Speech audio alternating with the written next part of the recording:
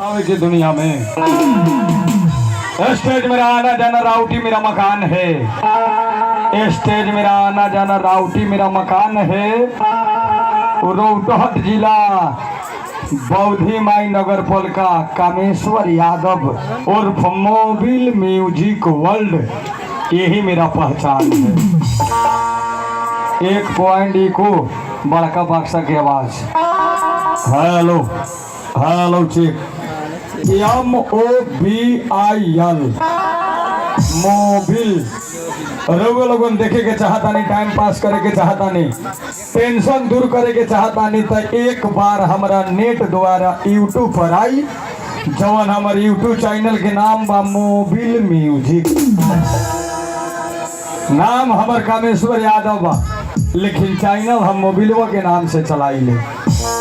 अरे वो लोग एक बार वाईफाई से पासपोर्ट ले चाहे डाटा कटाई और नेट द्वारा यूट्यूब पर सर्च करी मोबिल भाई के कॉमेडी चाहे मोबिल भाई के नाच प्रोग्राम, हमार 300 वीडियो पहुंची।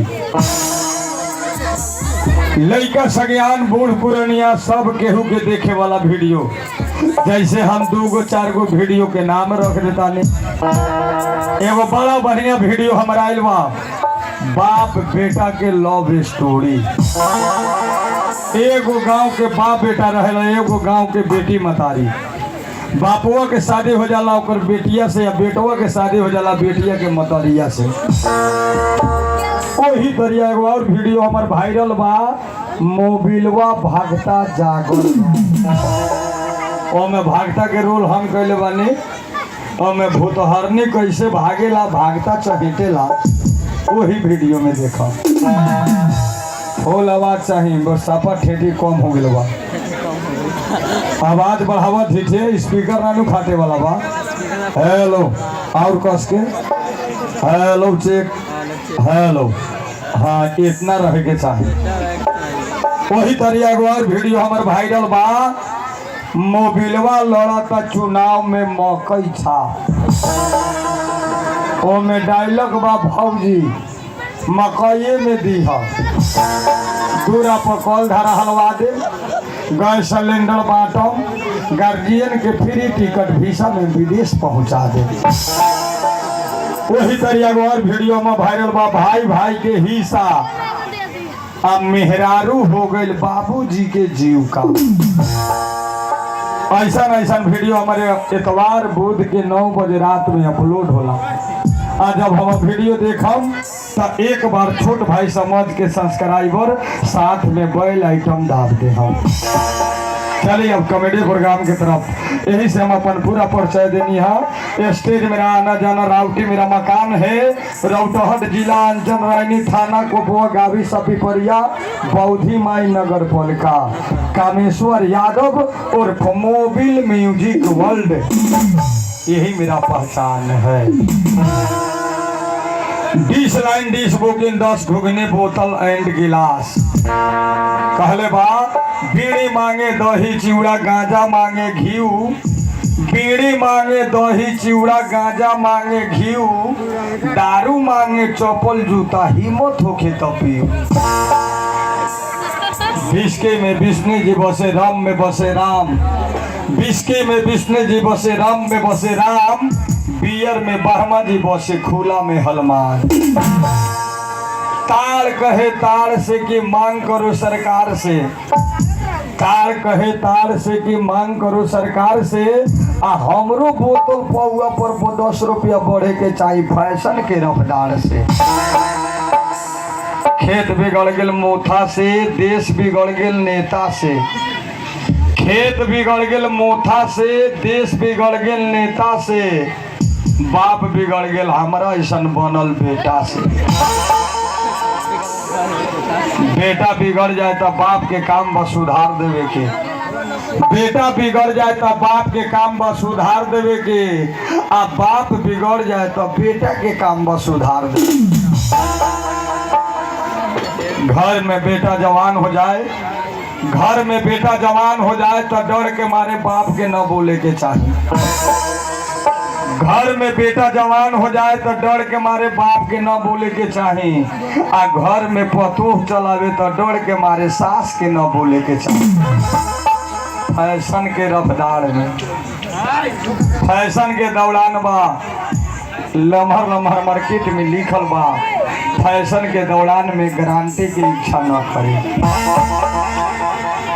नीमन चीज भाग गेल, खराब चीज आ गेल, स्टेज से बगल में रहना। नीमन चीज भाग गेल, खराब चीज आ गेल। नीमन नीमन लोग मौगी छोड़ के मौगा के पछाड़ी भागे। लखड़ा वरजाम मधान हलमान राधना सब साधु संत मठ मंदिर सब भागे, ढूंढी चाटना आगे।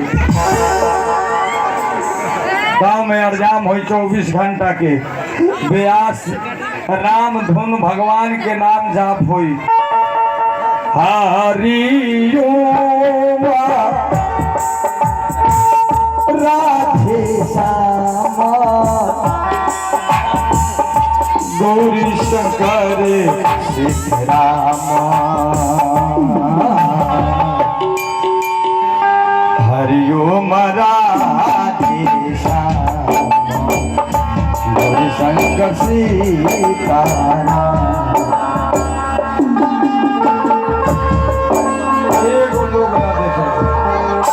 एगो लोग न देखे जाए, केने अरजाम होता केने राम धुन होता, एगो लोग न देखी। रात भर पंडाल के यारी यारी 4 गो कूता झपाइत रहे। अरजाम हो भगवान के राम धुन लोग न देखी।